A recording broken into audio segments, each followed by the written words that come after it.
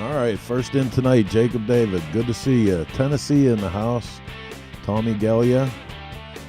Bob Johnson, what's up, y'all? Good to see you guys here tonight. Remember, throw up your hometown. Let us know where you're from. We can give you a little shout out. We want to send out some thanks to our family over at Choppertown, keeping our programs going strong here at Source Media.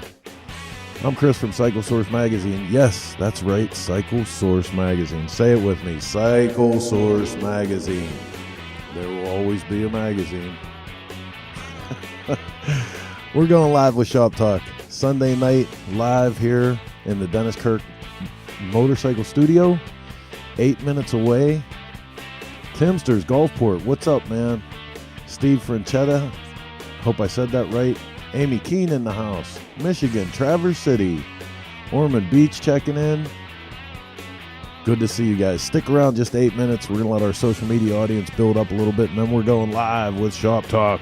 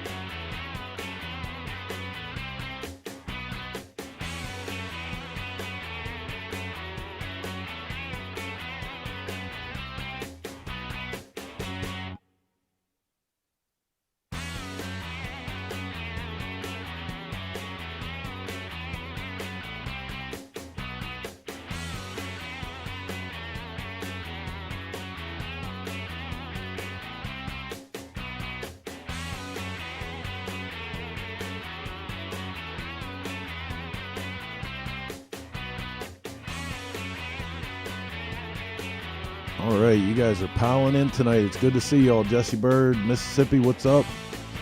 Mike Yorko from Canada. Mike, always good to see you here. Jeff Mitchell, South Dakota. Sandusky, Ohio in the house. Eric, good to see you here with us. Stush, West Penn, right on. That's hometown right there, boy. Hanging out in Tennessee for a week of riding. Check out the V-Twin Visionaries event, right on. Spike Johnson from Placerville. Hello from Massachusetts. What's up, Brian? How you doing, man? Good to see you guys here tonight. Going live with Shop Talk. Great show tonight. Our senior tech editor and man of all things metal and magical, Mr. Will Ramsey in the house tonight. Eric Gibson, first time here. Right on. Hope we don't disappoint. Going live with Shop Talk in just 3.5 minutes. Stick around. Hey, and make sure you hit the like and share button, man. Help us get this thing out there. Like, share, so your friends and neighbors know when we go live with Shop Talk.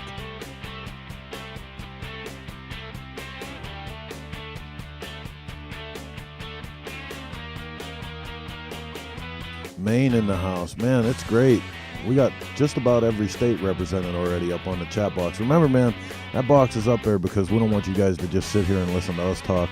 We want you guys to get involved. Throw up your comments, your concerns, your questions. We'll do our best to answer them throughout the show. Lake Butler, Florida. CW in the house. Good to see you, man.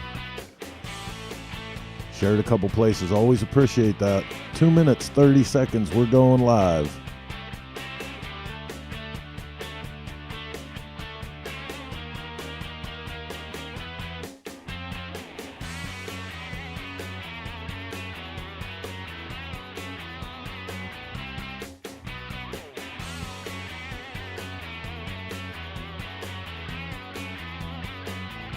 Tim Kearns, how you doing in that? How yins doing in that? See, it's a funny thing people don't know about Pittsburgh. They think we all say yins. City, most of the city people say yins. Out here in the country, we say yons.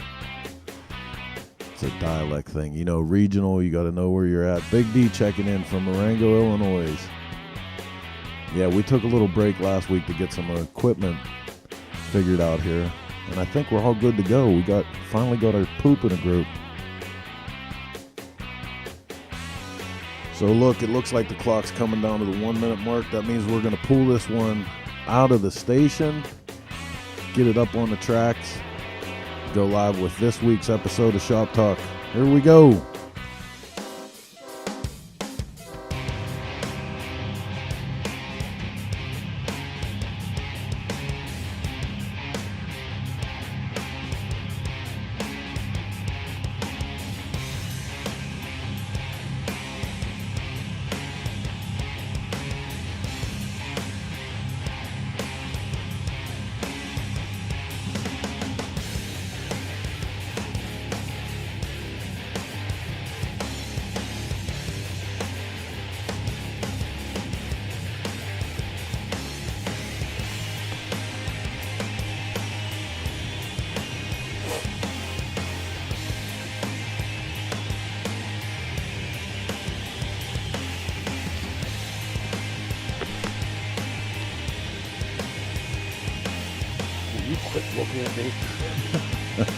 Stop touching me.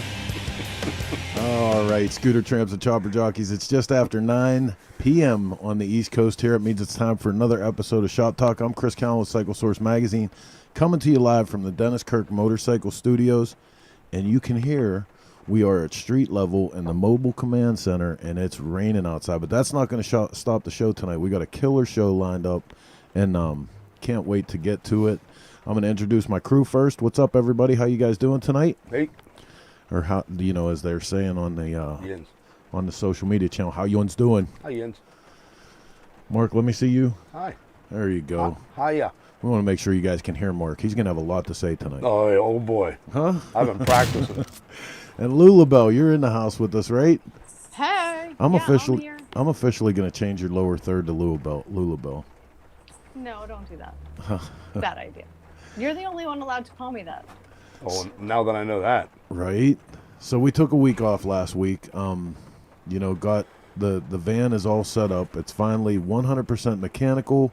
The studio is 100%, and we got some new gear in. So hopefully you guys are, if you're watching this on YouTube on your TV, you'll see our picture is much better. We're coming out in higher quality, and and everything's on board. But going to be an awesome show tonight, right? You guys fired up about this? It is going to be an awesome show. I love it when we get to have Will Ramsey on. He's a great conversation always, and we don't get to talk to him nearly enough. So. I hate him. You hate everybody, including yourself. You really hate yourself too. I fought myself all the way here. Oh man, but listen, COVID rolls on. More things canceled all the time. But somebody just put up in our pre-show that it sounds like this weekend is the V-Twin Visionary thing going on in Tennessee. So there's still some stuff happening. If you guys have events, the small chopper stuff that's going on, the underground stuff, make sure you send that over to us so we can put it up on the show and let people know there's still some activities happening, because a lot of us are ready to get the hell out of the house. Yeah, I want to hear about all the chopper events going, because I think sooner rather than later, Chris and I are just going to hop in the van with the bike and the dogs and just start heading south and west. So I think this weekend, right? I think maybe. Uh-oh. Maybe. You mean I'm going to get some peace and quiet around here? We were actually going to try to talk you into coming with us. Oh, boy. All that matters where you're going. Just on the other side of the bridge from Louisville, Kentucky. Oh, boy. Huh? We understand that there's an open house shop party going on. I might do that. Huh? Quick trip, down and back. All right, I'm in. Right on. We going to see Will? Yeah, buddy. Oh, I'll wear something nice. All right, so hey, listen, this is Shop Talk. If you're first time here, I saw a couple guys put up that it's their first time. This is something we do every Sunday, 9 p.m. Eastern Standard Time. It's 90 to 120 minutes, all the bullshit that we can fit. Some news, some entertainment, all of that. And we always start it off with the program we call, I blew it. I said the news already. It's the news, damn it. Here we go. You're just all excited. We have Will on tonight. I am. First up in the news tonight, the AMA brings us this story. Friday, October 9th, the AMA campus, American Motorcycle Hall of Fame invitees. Oh my God, it's going to be one of those nights. Invites all motorcycles and other community members. Hosted by the... Hey, I'm doing the news, damn it. He's screwing the news up, not you. Very well. He's just a little concerned because I'm right behind him right now. Invites all motorcycles and other community members to its fall bike night, 4:30 to 7:30 p.m. on October 9th, the American Motorcyclists Association campus in Pickering, Ohio. American Motorcycle Hall of Fame bike nights bring together motorcyclists of all background. Admissions to the event is free. Bike night includes free admission to the Hall of Fame, which houses motorcycles, memorabilia, and other displays connected to motorcycle racing. I'm just going home tonight. It's going to be a short commute, so go ahead, Blondie. Well, I mean, other than motorcycles and tacos on October 9th at 4:30, you really don't need to know much, except that it's at the Motorcycle Hall of Fame in Pickering. I can't even There say you go. it. Thanks. Pickerington, Moving on. Ohio. A Polaris electric motorcycle? Shut your mouth. It's going to be in Indian. There's talk of a Polaris electric motorcycle coming soon. The boss of Polaris Industries has just announced that a new electric motorcycle is on the way after closing down Victory Motorcycles. It seems... Oh, I got to hit this button.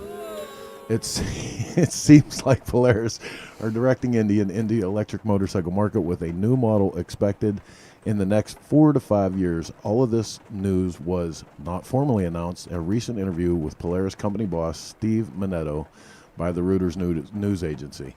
So that came in from AutoWise. Oh boy, here we go. You knew it was coming. I mean, it was inevitable. Okay. So everybody's doing an electric bike, so it was inevitable. They had to do it. All the cool kids are doing it. My question was just the 4 to 5 years thing, because apparently in one of our next stories, Indian already has an electric motorcycle coming out. Well, wait a minute, though. If you read it, it only goes 15 miles an hour, and it's for kids. Well, I didn't say it was a great motorcycle. I just said that they have an electric motorcycle.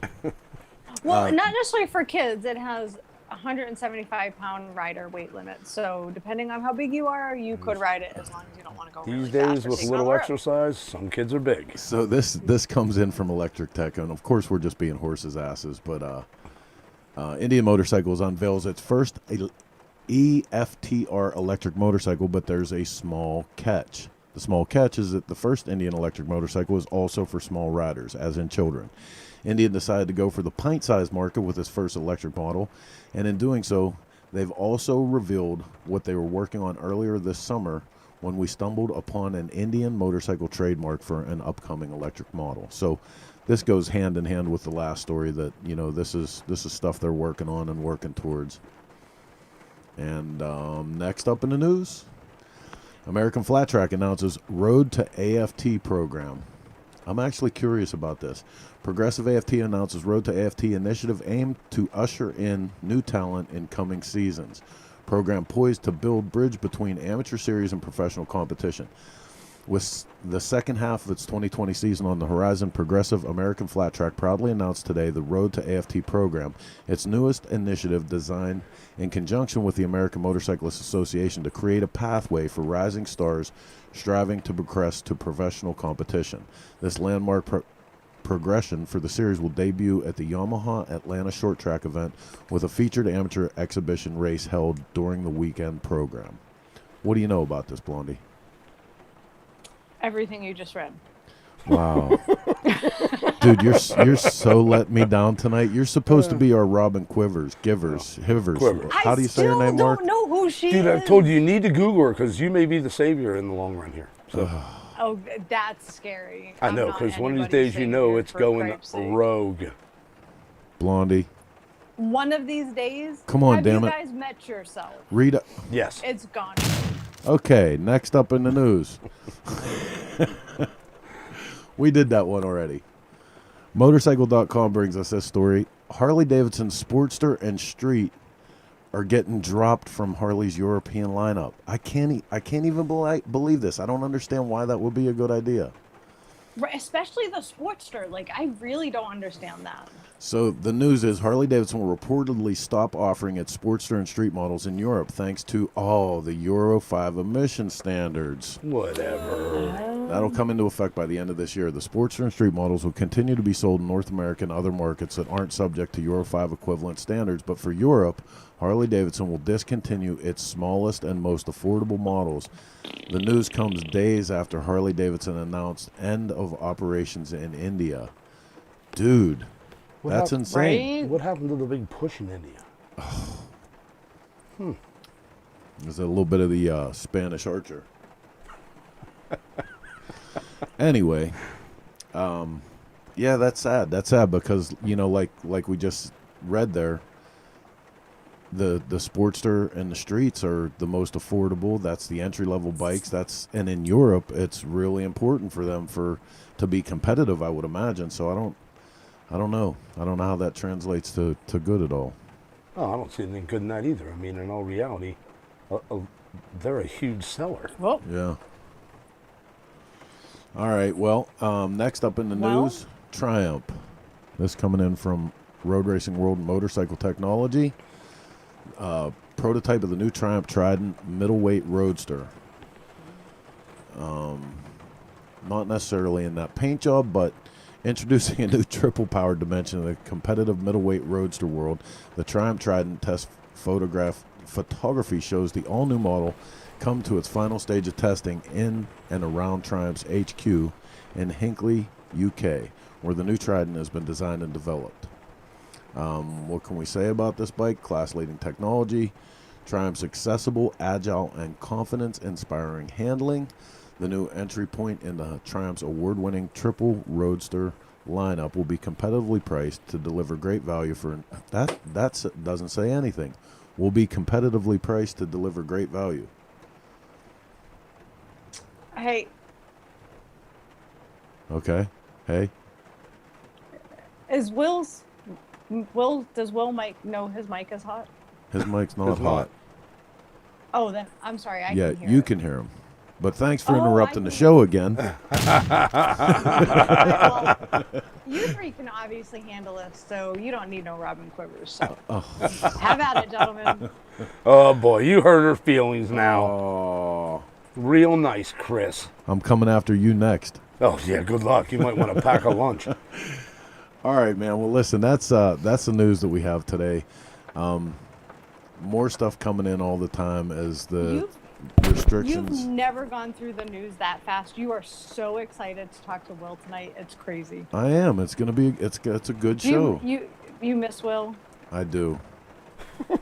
I miss everybody at this point. Let's be serious. Right. That had to make Will feel real good. Oh my goodness, I'm gonna die. We need a good motorcycle party. We do. Yes. We really do. All right, so listen, our guest tonight is owner, operator, chief man in charge down at Faith Forgotten Choppers in New Albany, Indiana. He's the senior tech let me try it again. Senior tech editor for Cycle Source magazine. One of the most talented fabricators I know in or out of the motorcycle industry. I tell him constantly he needs to get a job in like the food service industry or medical, making medical wares, because he's entirely too talented for motorcycles, but he sticks around it anyway. He's stubborn like the rest of us chopper jockeys. But ladies and gentlemen, please help me welcome to the show Mr. Will Ramsey. How you doing, Will? What's up, guys? How you doing? Good. So good to see your face, dude. It's been forever. It's been a while, man. And then on top of being forever, I mean, let's jump right into the fact that, you know, everybody is today having to overcome a certain amount of adversity for the climate of business and even just the social challenges of today. But for you, man, I mean, this all started, you were already out on a long-term recovery proposition when COVID hit. With that head injury? Yep. Yeah, absolutely. Hey, before we get into this, though, if you guys are coming down this weekend and Mark's going to dress nice, he better wear a fucking pink tutu. I already have it on. I'm not even playing. If he's going to come down here and talk shit, he needs to wear a pink fucking tutu. And then he can come in the shop and hang out, and I won't knock any more of his teeth out. Well, that hasn't happened in the first place because they fought on their own, first off. Secondly, if you're going to be drinking whiskey on the show, you got to make sure you give a heads up and send in enough for everybody, because it would have been a lot of fun. Well, I mean, don't you have a liquor store by you there, Mark? I do. Come on, brother. I actually have the whiskey at home, but that's beside the point. I didn't know your show. I'm almost looking forward to coming down and seeing you. That'd be great. I know you better than that. Oh, listen, I got to answer one thing that's coming up on the social media feed. Yes, Judy, even you. I miss the hell out of you. I can't wait to see you here again. Sorry, Chris, I didn't mean to digress, but that's okay. I had to say hi to Mark. It's been so long. Dude, it's been a while. So, and I'm glad to see you up and back to normal and the whole 9 yards. It was we were all a little concerned about you there for a minute. You went dark. Well, I'm far from normal, my friend, but well, you never were normal, but I'm saying you're normal. I set you up for that, so yeah. Oh, it's gonna be a long one. Yes, going into this crazy ass 2020, and I was just getting my feet back under me, right? Because I had the head injury. I recovered. We started doing some work. I was doing good, and then I had a whole nother onset. Like, TBIs are crazy, man. It came back on later in the year and shut me back down for a while. And if it wasn't for fucking my crew here, there's no way. Like, I have the best guys working with me here. And, yeah, we got through 2019 and we were gunning for 2020. And it started off with a fire. We, right off rip, well, you know, the pandemic hit. But even prior to that, we already knew we were going to be hiring, you know, because we were so busy. And 2019 was so difficult to get through. So we had Craig started doing interviews and getting out there, and we brought in Sean and James. Sean is another master tech from West Virginia, who actually Craig did all of this without me, and I didn't even realize that I knew Sean from all the Cycle Source events and whatnot. And man, he came in here and we put him to the coals, and he fit right in like family right off rip. So he's stuck here. He thinks I'm gonna fire him every day, like literally every day. He thinks I'm gonna fire him. Well, let's talk about all this for a minute. Watching right now, so let's make him think he's getting fired. His tool cart could be in the parking lot in the morning.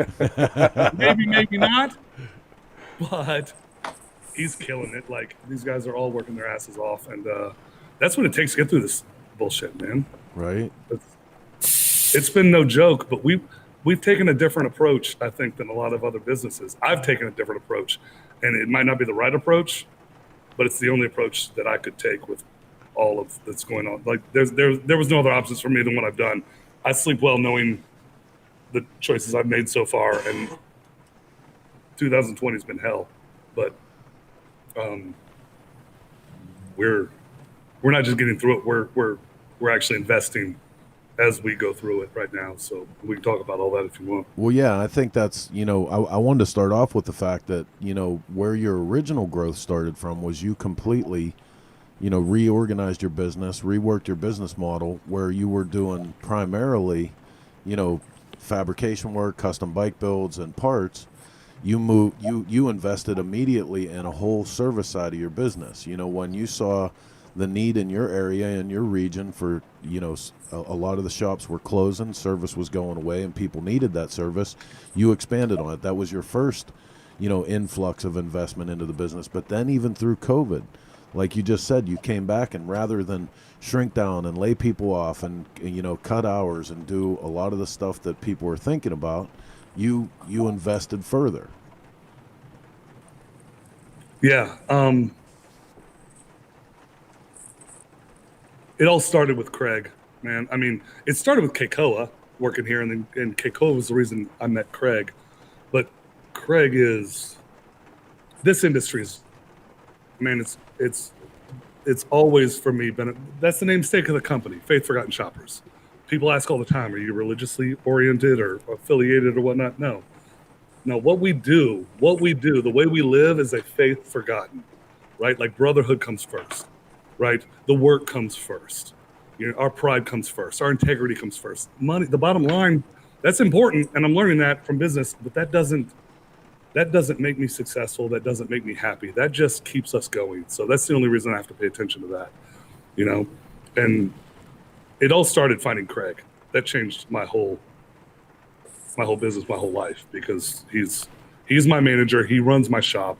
I don't make too many decisions without him anymore. Yeah. And I love him like a brother. There's nothing I would do. He and I have been fucking at each other's throats too, right? Like, it's no bullshit. Like, that's you get what that brotherhood is. You get that involved with somebody, and you get that involved in the business, and you care so much about what you do, your life, their family, your family. It all becomes one big mess. So when emotions run hot, like, we train together, like we live together, we're similar, we're both aggressive. So we've had some fucking really hot moments, but that's the kind of intensity that I think it takes to get through seeing the motherfucker just walked in, right? And here he is, his hand on me. Weirdo too. Well, that intensity creates. Well, he lives things. next door. He lives next door to my shop. Yeah. So he just walks in the side door, right? I live upstairs, and he lives next door. And again, that's what it takes to make this stuff happen, man. It's a big puzzle and a big equation, and we've managed, without anybody telling us how to do it, to figure it out and make it work for us. And it just keeps going. Well, and sometimes in business, the truth hurts. You have to tell somebody the truth, and I think the honesty is what makes it a better business. So, it's brutally honest in here, man. If you don't have thick skin in this shop, you're fucked. It's brutally honest. That sounds like your work, Mark. Oh yeah, yeah. We hurt feelings every day and then laugh on the way home. If you come in here with a shirt that doesn't look good on you, you're gonna hear about it. Yeah, buddy. If you look hungover, somebody's gonna yell in your ear. If you're having a bad day, and it's like, maybe we should be sensitive. No, Corey's gonna get after you then. Yeah. He's gonna come turn the screws in and make sure you fucking want to break down.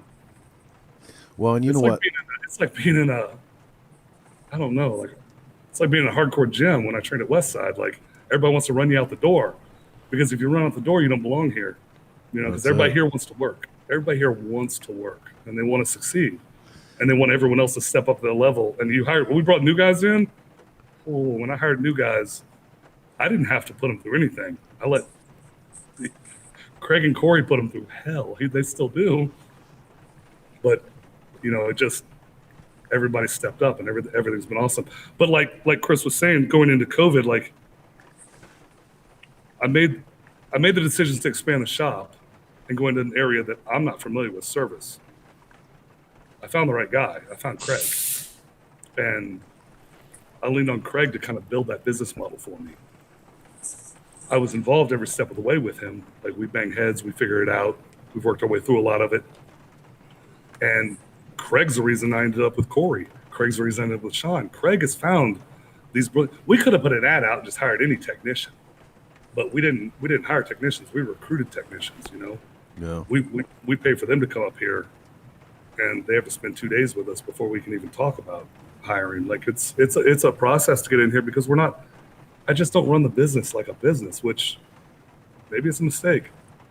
If it works, but I don't it's know not anything different. I don't know anything different. Like, I want a family, and I want what I want. Like, I've made so many sacrifices personally to make sure this ship keeps sailing. And with COVID, for instance, like I said, we rolled into 2020 aggressively, bringing in Sean, bringing in James, our machinist, and just pushing a lot of product, just pushing a lot of business. We had a lot of business, and everything tanked fast. And every time shit hit the floor, we just shifted and regrouped and moved resources here and there. And the concept of laying somebody off never crossed my mind. I've not let anybody go. In fact, I continued hiring, and I just hired another machinist. So I now have 5 employees here, right? And the payroll protection packet or whatever only allowed me for what I had last year. So the so-called 2 or 3 months lasted less than a month to help me, which it's whatever. It's fine. It's helpful. Nice. Thank you. But work is what gets people through this stuff. Not whining, not crying, not sitting back on your heels, not being scared. We just keep going after it. I mean, we're literally pounding bikes together right now, our own bikes, to make sure we can hit these last few bike nights. Now the temperature's dropping, it's the end of the season, and they just went to level whatever they call level 5 in Indiana. So it's bars are wide open, full capacity. So we're counting on some big bike nights, and I'm gonna be up all night tonight working on bikes, because Craig and I are gonna be rolling out to bike night Tuesday on a couple choppers and doing what we always do, and that's drumming up business and making things happen, because we don't really wait. We've never waited for anything. Craig's never waited for anything here. He's always gone after it. So. And Will, this is one of the things that we wanted to talk about tonight, because it's hard to believe that we're in a place and time in this country at such an accelerated rate where work ethic and having that determination is such a valuable commodity, but it's in short supply. I mean, right now, man, you hear all the time about the reports on unemployment and everything, but at the same time, you go down the street and there's signs up for people looking for employees everywhere, and it just seems like what you said about, everybody there wants to work, But people seem to find a lot of free time to go protest, don't they? Yeah. And you don't get COVID when you protest. So loot and burn businesses. They seem to have all this free time in the middle of the day while we're working to go burn down businesses. Yeah. So I don't get it. We're too busy to deal with that shit. Yeah, we're too busy trying to make sure our doors stay open and my family's kids get fed. My guys have kids. That's my fucking family. Like, I don't have any kids, so I've got my family. Like, I'm gonna take care of them. I'm gonna take care of this FFC, and it's every morning, every day. Sometimes I'm up before them. Sometimes I'm not, but it doesn't matter. Like, everyone's working. So I don't know what to say about everybody else not working. I get it.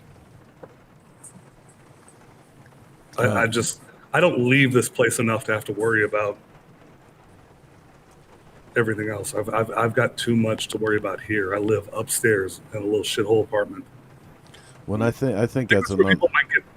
Go on. That's another big thing too. Is that a lot of people are so preoccupied, whether it's the 24-hour news cycle or social media or whatever. They're so worried about what everyone else is doing that they're not paying attention. They're not paying attention, man, to what's actually going on in their own lives, their own families. Like, there's a lot on the line right now. I mean, I get up in the morning and Craig gives me the rundown on what's happening in the world, and then we get to work, And then sometime around lunch, maybe we talk about something else. I mean, we're right across the river from Louisville, like the whole Breonna Taylor thing, so everything's blowing up. But we'll talk for a minute about it, but we've got work. Like, we've got stuff to do, man. We've got to try to keep the doors open, you know, and business has been affected by everything. You can't say it hasn't. It has dramatically here. So much so that I've been advised to change. I've been advised to lay people off, cut back, slow down. I just bought another CNC machine. It's going to be delivered in a week. I just went in deeper. I hired more people. Like, I'm not slowing down and holding up. I'm sidestepping. I'm finding another way to go. There's still work. There's still stuff to do. Our service center's slowing down. My guys have always been cross-training. If they ever have time, if Corey or Sean ever have time where they're not working on a bike, they're watching me weld, or they're watching me machine something, and they're learning. So now it's time for them to step over and do some work over here too. And that's kind of how we built this whole shop from the get-go. Like, I mean, fucking Craig is the manager, runs the front office. He'll come in here, cut stock, deburr stock. He'll polish shit. He packages everything. He's got no problem with jumping out of his quote-unquote job description and doing whatever needs to be done. Well, and I think that's something we wanted to touch on too, is the fact that, there was like 2 minutes that there was any kind of money in motorcycling, in the custom scene or whatever. And it's always been about the hustle. This industry or this culture, whatever, has always been filled with hustlers, and that's that kind of living above the shop and doing 15 different jobs inside the shop. That's what's made it happen. That's what's kept the lights on for as long as this thing has been a thing. Well, when you talk about money, I mean, do you equate success? Because I don't. No, I can't. Obviously, my success is living my life the way I want to live it, right? Yeah. And when I wrecked a bike in 2007 and nearly died, I knew I was going to work for anyone else, and I was going to live my life my way, right? And that's what I'm doing. So I don't care how tough the fight is. I'm not going to quit. And I feel successful every day that I get to come down here and work with these guys. I feel like I'm winning, even when it's nasty, when the days are awful, and I got customers bitching at me because I'm way behind on stuff. Yeah. There is shit that I'm still behind on from smacking my fucking head, right? And I'm not going to like sugarcoat that. There's stuff I am way behind on because I had to sidestep to keep the doors open and keep these guys fed and keep the family taken care of. I had to start moving in the machine world and run a lot of parts for other people, and it pulled me away from frames and springers, and I'm backed up. We're getting caught up now. We're getting caught up fast, really fast. Like, I'm going to be completely caught up in the next. What do you think, Craig? 2 months? Month? Yeah. Less than a month. Yeah. Month. We're getting caught up really quick. And it's what's up? We got a question in from social media I want to get to here real quick. Will, you find it hard to get parts or materials? I know at my work we have backlog because we can't get materials. In my personal stuff, I've waited 8 weeks for fork legs, and they're telling me I won't see them until December now. It's in from Brian Nichols. So this has been Craig's nightmare, right? And it's brought he and I to a head a couple times just because he's so invested in this shop, because he loves this shop, because he cares about this business, because he cares about this life, right? He's done everything he can to keep this place going. And when the pandemic first happened, everybody was like laid off and getting $600 extra. So the motorcycle world was killing it. Like, everyone's coming in here. They wanted all their bikes serviced and ready to go. But as soon as they started shutting down all these states and shutting down all these economies, we went from being able. So here's an example. A bike comes in for a basic service or whatever job it is. Craig always has it. We don't bring bikes in and sit on them. Craig schedules them. We're small. We don't want people to leave their bike here like they do at a dealership for 20 or 30 days. We schedule you. When your bike comes in, it comes in like the day of or the night before we're putting on a lift and tearing into it. And that's all Craig's scheduling. I don't even touch that stuff.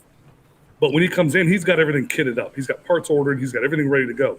But there's no such thing as a bike that you get into that you don't find something out of spec, right? Yeah. And I've got two very, very, very thorough master techs, which the whole master tech thing is kind of bullshit. But I've just got two guys that treat their service work the same way I treat my fabrication, with a lot of integrity. Like they're not going to skip over something to get it done quick, right? So they see a problem, they tell Craig. Craig calls the customer. We let the customer go. We educate the customer on what their options are. And usually they trust us and say, well, we need to get that replaced. Well, in the past, say it's a compensating sprocket that's out of spec or something. That's a day, maybe 2 to get it. Usually a day. If Craig gets in by 3 o'clock, we usually have the next day. We don't warehouse a bunch of parts. It's been, we had like 2 weeks plus on parts, and we don't have that much room. We've got 4 lifts. I've got about 4,500 square feet of actual shop, which includes all my fabrication work, all my CNC work, all my manual machines, the dyno room and the dyno, and then 4 lifts. Like, we have a very logistical system in here as far as making space work. We need more room. But we had to start pushing bikes back on the calendar and letting bikes sit on our lifts, we'd move bikes off, but eventually we had too many bikes in the shop, tore halfway into to finish. So Craig had to push stuff back. So we were losing money even though there's work, because we couldn't get parts. We couldn't get supplies. Now, raw materials, I've not had any trouble with. And I've heard some people having issues with steel, but 90% of what I deal with is stainless steel. Like, the steel that I do deal with is framework, and there's no problem getting like DOM steel. Yeah. Maybe some hot roll stuff there, maybe some big structural stuff. There may be problems getting that. I don't know. But we deal with a lot of exotics in the machine room, and I have not had any trouble getting steel supplies and raw material for machine work. But that side slowed down just because the world's slowing down, and so the customers aren't buying as much or ordering as much parts to be made. So again, we sidestepped, right? Yeah. We sidestepped from the service shop and started bringing guys over to do more work on the machine side and the fabrication side. Kept training them. Corey's welding has stepped up dramatically, and he's killing it. And then more recently, as the machine shop's slowing, we're just pushing into designing and producing our own parts and getting our own parts line up, because we're manufacturing parts for other builders to sell, and we're just going to start manufacturing our own parts too. Designs I've had for years, designs that I've done one-off on my choppers, but now we have access to all of these bikes. So we're retrofitting everything with my aesthetic to stock Harleys, grips, pegs, high volume parts, easy parts that we can knock out, that have the right look, have a cool aesthetic, and are very, very well made. Most importantly, out of American-made products, like American-made raw material, made in America, American manufacturing, 100% in here. Well, that's another, like you had talked about your, the machine equipment that you put in, and that you're adding another CNC piece of CNC machining, and a lot of that is that that diversifying your business model and sidestepping, like you called it, and a lot of the service that you offer now is making parts not just from motorcycle companies but other companies too. But you're constantly looking to fill that machine time. Yeah, so I've stepped out of the motorcycle industry a little bit. This is a motorcycle shop. Like, my heart and soul is in motorcycles, right? That's our number one. It's interesting when certain companies might look at us and say, oh, you're a chopper shop, you can't hold our tolerances. I have axles sitting over there for Paul Weidman, 14 inches, holding less than half a thousandths tolerance across the whole axle. 14 inches in a ST15 Haas, a very small Haas lathe. That's not super easy to do if you're in the trade, and do it in production. So we do hold ourselves to a very high standard, and any sort of stigma about choppers being beer drinking, we don't give a shit, everything's hacked together. That's not the way we live. That's not the way I've ever done anything. I've been writing for the magazine for 7 years now and pushing not my agenda, but my belief and my true feeling about precision and skill sets and searching to be better and trying to make myself better, raising the industry and helping other people. My phone has never not been open. I've never not answered somebody's question.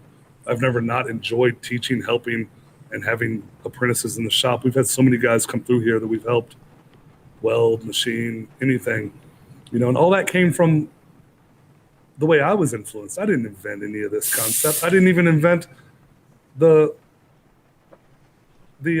mentality of helping others. I got that all from the other guys, like from the guys who came before me. That's the influence. That's what we talked about before the show. That's influence versus plagiarizing. Like we're gonna get to that in a minute. But Heather, you got a question in from social media, right? From Bruce Miller.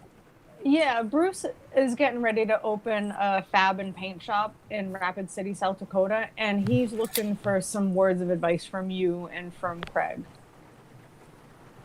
Call me. Seriously, call me. Like, call me and talk to me, because there's nothing I want to answer, and there's probably a million questions on here. There's only so much I could say. Make sure your bookkeeping is like upfront, perfect. Like, that was my biggest mistake. I had to learn bookkeeping like way too late, and I've made way too many mistakes and lost way too much money. So bookkeeping's huge. Like, just call me. I'm happy to talk to you about what I've done, business models I've worked with, who I've invested in to help me with business, because I'm super geeked out about certain things, and I'm also very, I guess, artistic. I don't know. I consider myself a designer, but I also consider myself very rooted in precision. So that's almost a dichotomy sometimes, but either one of those doesn't usually bode well with like a businessman, right? So that's a side of me that's been difficult to develop and learn. And I've been really good at always finding my weaknesses and filling my gaps with other people most of the time. And if I can't fill it with another person, then I have to learn it, right? And I have to find a way to learn it. And if I figure it out, or if I even have a clue, I've never been unwilling to pass it on. So I've always said, ever since I started writing for the magazine, I've always ended every article with any questions, comments, or concerns, please call the shop. And I've had hundreds and hundreds of phone calls since I started writing for Cycle Source. And some from random people, some from really solid builders that I respected that wanted to ask me a question about something that was just awesome to hear them. A lot of them are from me. Well, I think Hey, one Will. of the things only that's like helped, 97%. Hey, I Will. think one of the things that's helped Will succeed is his commitment to quality. And I think for a small shop like that, that's key, because that is what people will keep coming back for. And that's where word of mouth comes from, quality and integrity. And those are two things that you've always held very, very close to you. And I believe strongly in that, and being brutally honest. And I have no problem admitting my faults. I started an entire Instagram page based on my personal faults, which has nothing to do with the business, right? I wanted to do, social media is so weird. And I find it so weird. And I finally decided to do like a kind of personal page, but it's really based on like my journey in my 40s. And a lot of my character defects, and none of it's related to work. It's meant to be separate from Faith Forgotten Shoppers, so that I can have some sort of relationship with my personal life, what little I have, because I just live here. But That's hard. It is hard. But when you talk about quality and integrity, and when we talk about social media, you see a lot of people hashtagging that. Quality, integrity, precision. Yeah. And I've done it too, but I've gotten away from some of the And hashtags. sometimes you want to actually send them the definition of what those words mean. Or you just look at their work and you're like, man, you know, where's the one? You're falling short. Like, Yeah. and it's not judgment. Honestly, I'm like, I wish I could like just call them and be like, hey, that's really cool, but be careful about this, and this. You know, Looks great, but somebody's going to die. it's very relatable to me, to the same way, and this is a totally different subject that a lot of people can't relate to, but I lived my whole life in the gym, right? And when I came up in the gym, there was no social media. So you learn to lift from the big guys in the gym. You learn to get strong, get big from the big guys that would come over and correct you. Well, the world today, there's so much ego with social media. Like, I can't walk over in a gym to a kid who's doing something wrong and just be like, hey, man, let me help you with this squat form. Because they'll look at me like, who the fuck are you? What have you done? We don't need to go there.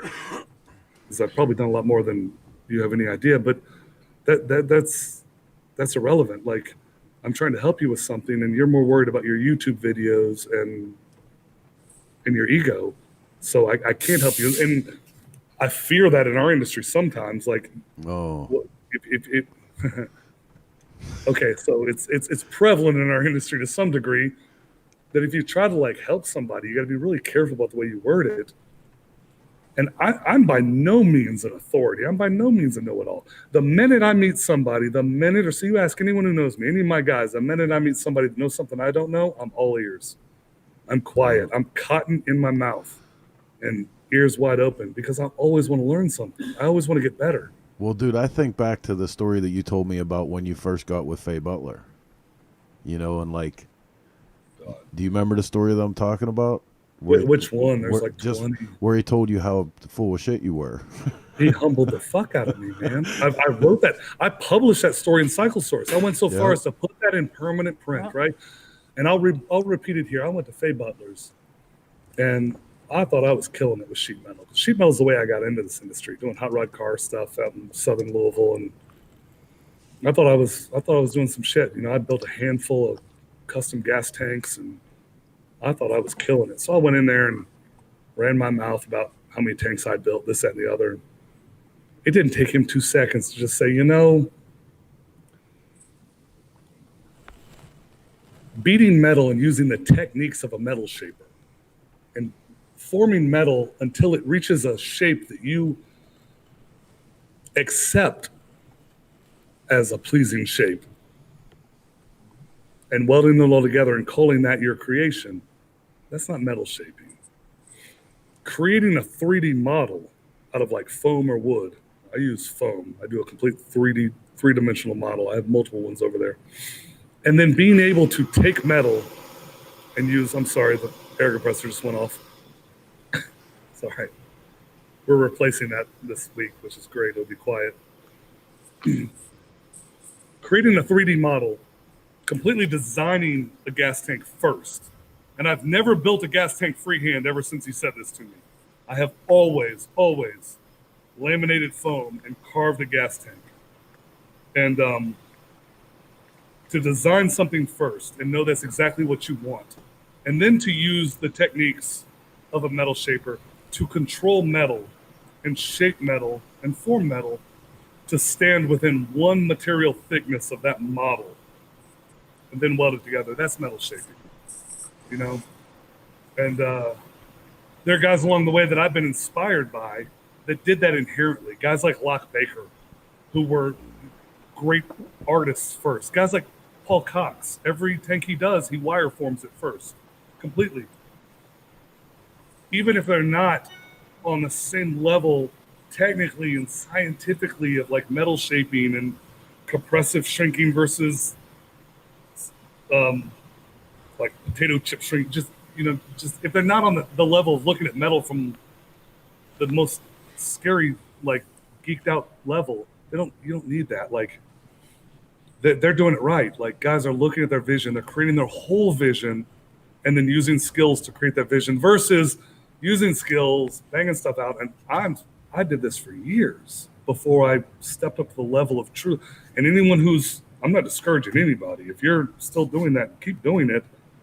But attempt to push yourself in all of your design aspects, in building as a designer, in all your design aspects, push yourself to see the finished model first, or even create the finished model first prior to actually fabricating it.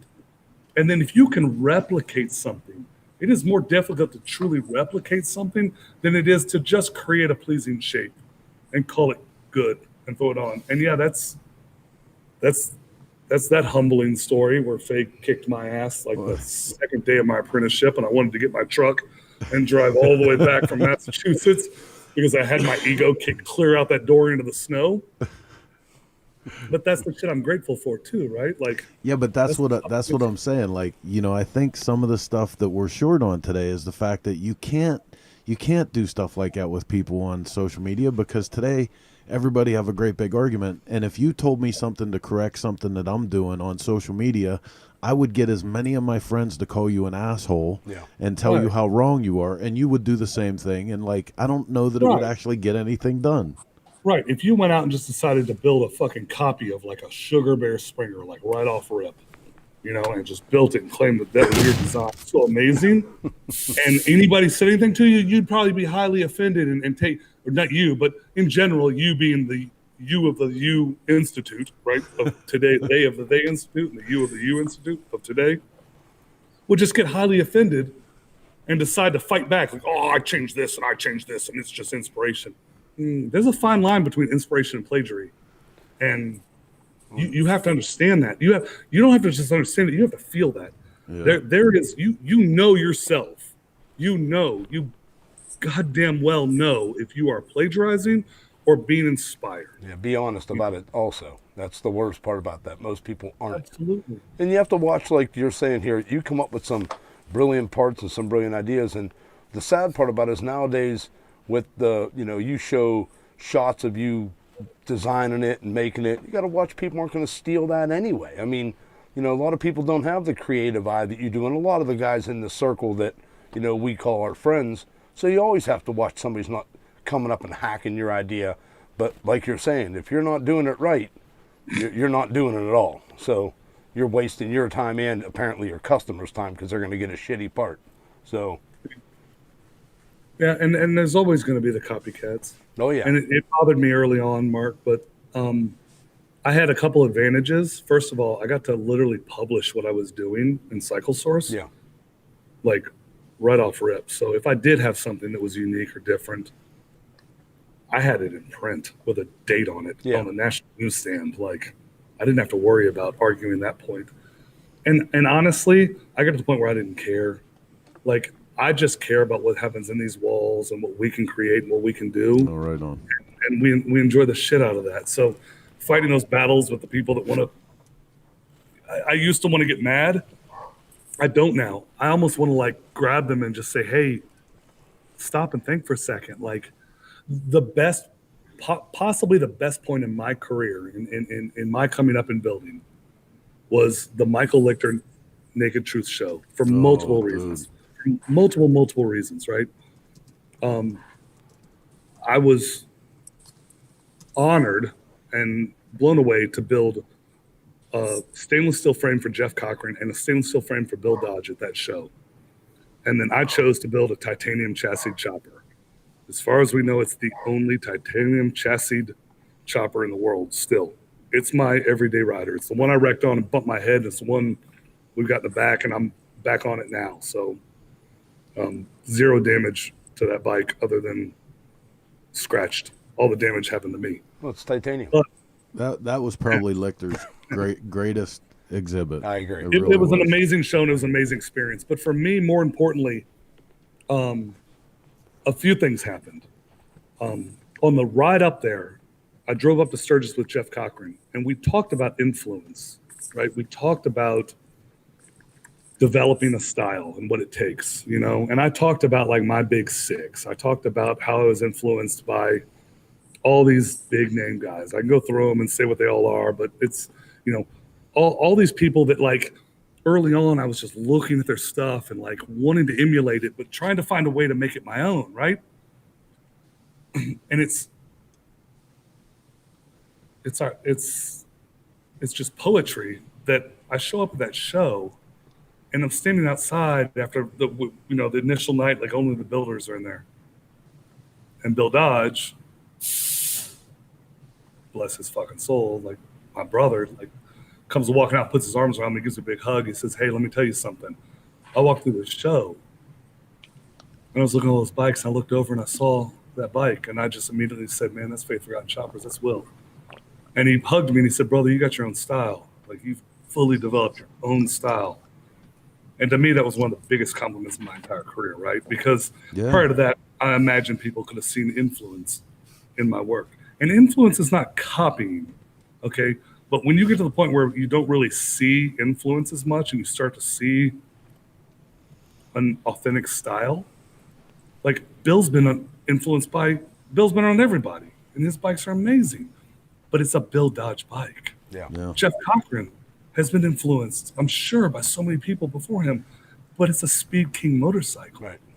Right. And when you can reach that point, and that was what I actually wrote in your article about you, Chris. Yeah, and Because I've that watched was you build every motorcycle, and your last bike was the bike where I said in print, "This Bone Daddy, that's your style." Like and that's a Chris that Campbell was bike. truly one of the largest honors of my whole life, was having someone as accomplished as you recognize the fact that, you know, we came up with our own style of motorcycle. I actually talked about it tonight when I did the promo for this show. I was talking about that. I was like, hey, look, you know, like everybody kind of knows my jam is 70s choppers, whether it's Sportsters or Panheads or Shovels. You know, my jam is 70s choppers.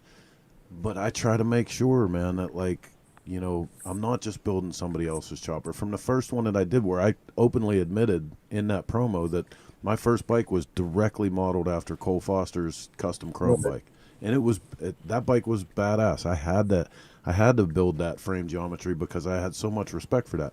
But I admitted that's where the influence for that came from. And this one, this was us, man. This is us. This is a Pennsylvania hill riding machine, you know, like it's just, that's what we do here. And some asshole's going to say, "Oh, it's just a 70s chopper. It's like this, that, and the other." They don't get it. Like it's the little things. Yes, it's a 70s chopper. Yeah, mine are just like shorter, late 60s choppers, whatever you want to call it. You can say my shit's retro mod, whatever. You can generalize anybody's stuff, but it's the little details. The guys who know, right? And the same way you felt complimented by me, I felt unbelievably uplifted to be complimented by Bill Dodge. Oh, hell yeah. And you know, and I'll never not give recognition or appreciation, love to everyone who highly influenced me. Jeff Cochran, in not just building, man. Like Jeff influenced my life. No. You know, Bill Dodge, he's influenced my life. The integrity on top of their building ability and their design. Yes, They're I spent 5 years driving around in a car with Cochran. Yeah. Like I learned, like Yeah, I got my ass chewed out by him. Like, hey, you know what else happened at that Naked Truth show? Me and you lady tramped a piece of shrimp, so that'll be the last magazine's back page. Oh, So there's something you ought to be proud of. that just put a really ugly picture in my head. you just took everything cool that I said, Mark. Right. He just like totally chomped. Oh, that's fantastic. I feel bad for Heather. Oh. Hey, But listen, it's- man. when- Let's take 2 minutes here. We got some business to do for the show. I want to remind you guys, you're watching Shop Talk. A lot of great comments coming in. You know that you guys appreciate the truth that we do here, and this, you know, the kind of talk that we're having. This is what Shop Talk's about. I'm gonna go pee. Right on. This is 90 to 120 minutes of all the bullshit we can fit every Sunday, 9 p.m. Eastern Standard Time, through the courtesy of the Dennis Kirk Motorcycle Studio. We're going to go away just for 2 minutes and do some business for the show. Don't go anywhere. We'll be right back. Marvelous party, darling. See you in Monaco. Indeed. Bro, you know how to throw down. It's literally all I do. Yo, this was turned. Yes, it was turned. Dude, hit me! Okay, too much heat. My bad. Come, join us. Do you mind if Keep it. Next party is at my house. Let's do it here. I was hoping you'd say that. I've never held a can before. I think you're doing it right. I'm pretty sure this is us. Twisted Tea. Keep it twisted! It's Xavier with Providence Cycle Works in Austin, Texas. Your host for the 2021 High Seas Rally, the only biker rally on a cruise ship. I'm super pumped and way excited to be on the ship this year. But what I'm most excited about is the custom bike that I'm building for one of you guys to win. You're automatically entered when you come on board with us. Let's get ready to rock.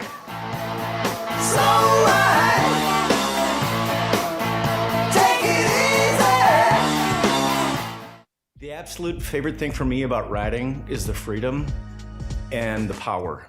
It would cost me so much money to get a car that is half as fast. I've been riding ever since I was 3.5. So my dad got me riding when I was very young.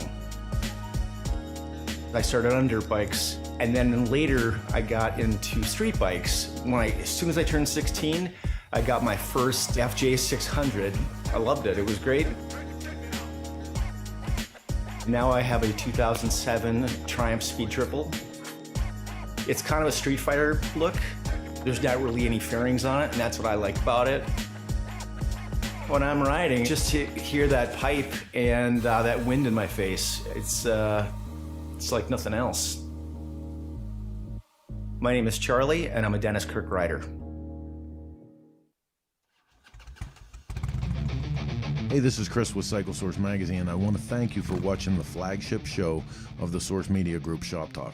We go live with ShopTalk every Sunday at 9 p.m. Eastern Standard Time, but it's only one of the many programs we offer from Source Media. In addition to that, Wednesday nights we have a show, Cannonball Chronicles, that looks into the life and times of cannonball racers as they prepare for this year's Motorcycle Cannonball. Thursday night, we have Bike Night Live that goes into the bike night culture, the food, the fun, the hanging out with people, and we even have some live entertainment.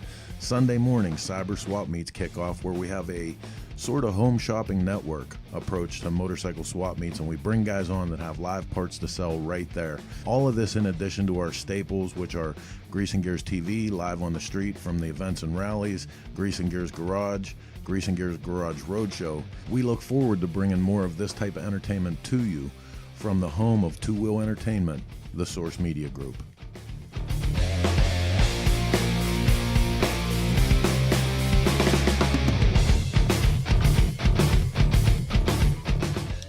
All right, we're back with Shop Talk here on Sunday night in the Source Media Cycle Source Magazine headquarters. I feel like I have to say that, magazine.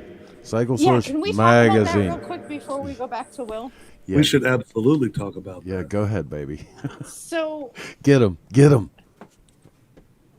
some, excuse me, moron thought it was a good idea to start saying that Cycle Source was going to go to a digital-only publication. No, not going to happen.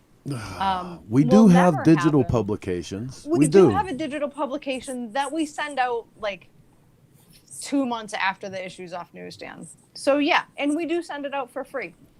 But as long as Cycle Source is still here, we will always offer a print magazine.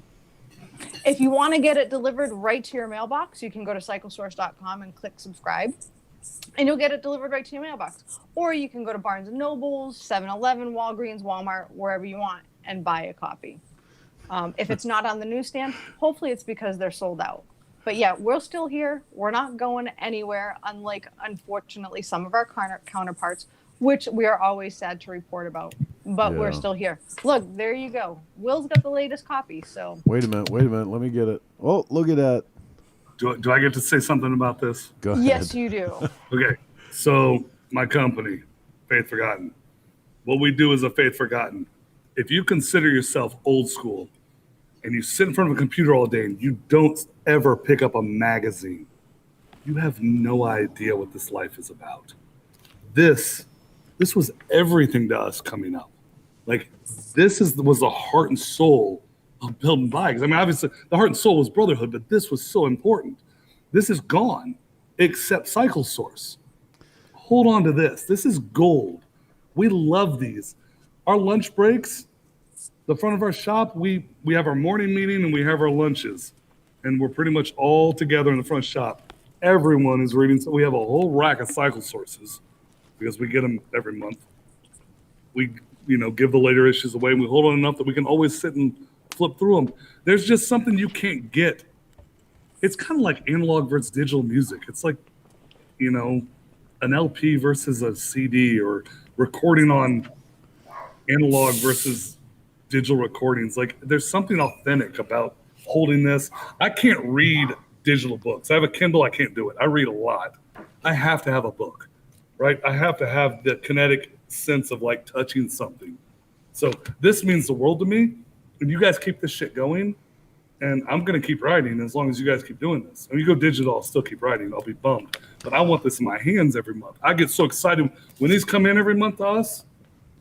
Everyone grabs them. Everyone in the shop grabs them. Everybody in the shop is old school enough to know, like, I'm going to put my hands on a magazine. I'm going to look at a bike. I'm going to touch this and say, wow, that's fucking cool.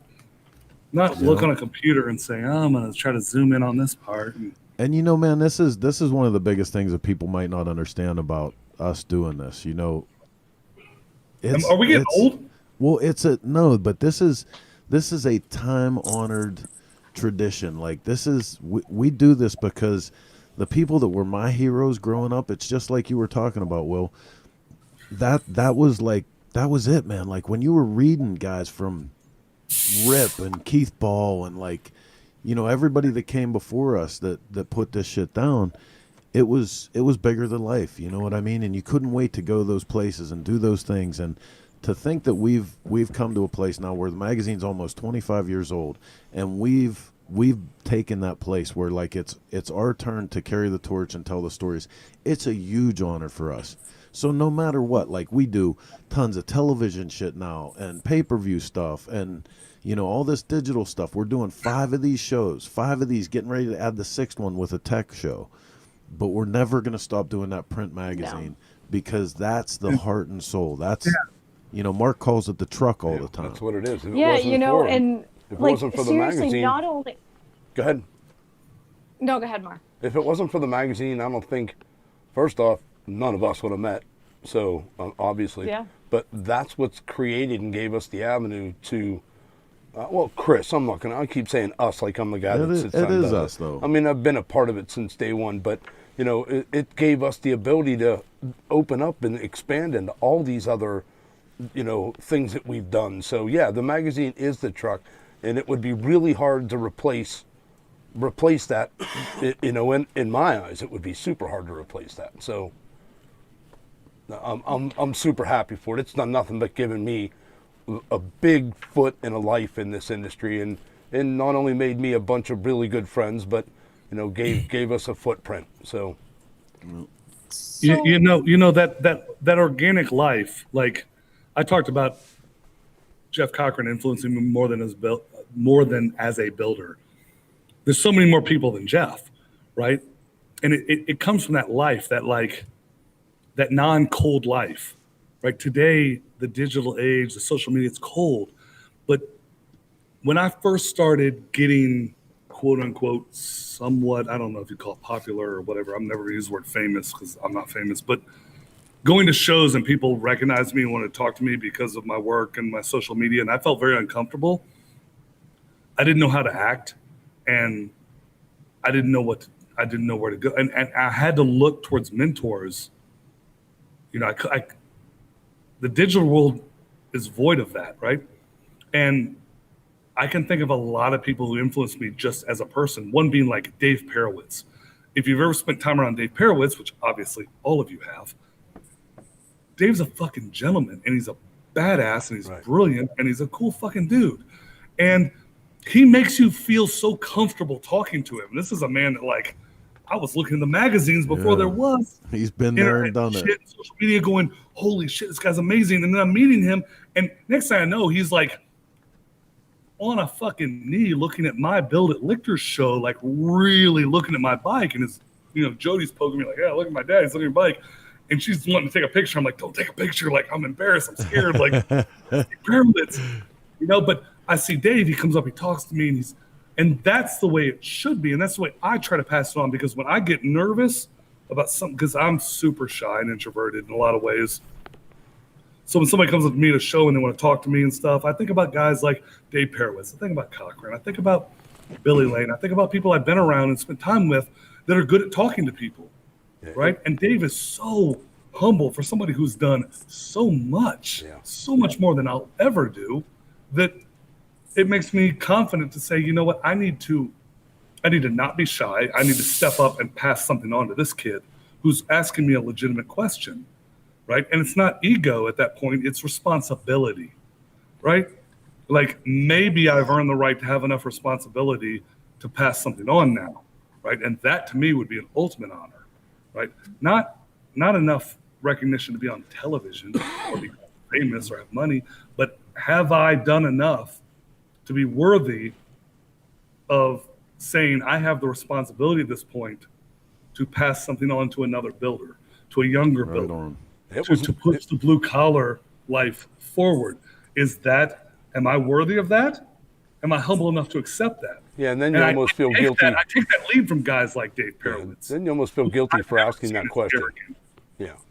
Then you feel guilty for asking yourself that question. You know, you've worked your ass off to get where you are right now. So you shouldn't ask that question. I mean, I get it. You know, for me, I think it was Mondo at the Lecter show with Bone Daddy. When he went over and then wanted to take a picture with us at that bike, it was almost embarrassing. You know what I mean? Yeah, like, Mondo's another one. Mondo's done the same thing to make me feel good about myself. I had never met him before, and I had an interaction with him when I was building Springer Live that, you know, put me on a whole nother level of like, wow. You know, wow. Like, you know, and that's what it's not something I need to repeat to make me look good, because that's wrong. Yeah. No, but like, that's what part it was of our an interaction show that made me feel good for myself. And it was, he didn't do it to like, quote unquote, pass the torch or any of that bullshit. He did it to keep it going. Give you respect that you deserve, obviously. Yeah. Yeah. I'd done the work, but he, and to recognize it and to keep it, to, you know, Mondo's a great person. He really wants to keep it going. Right. Yeah. You know? And that's been our mission in a lot of ways. Like, keep this going. You know, we're all about blue collar life here. We're all about like, keep it going, push it forward. Like, get these young guys in. The guy just hired Ethan. He's 25. Ethan. He's like 25 years old. Yeah.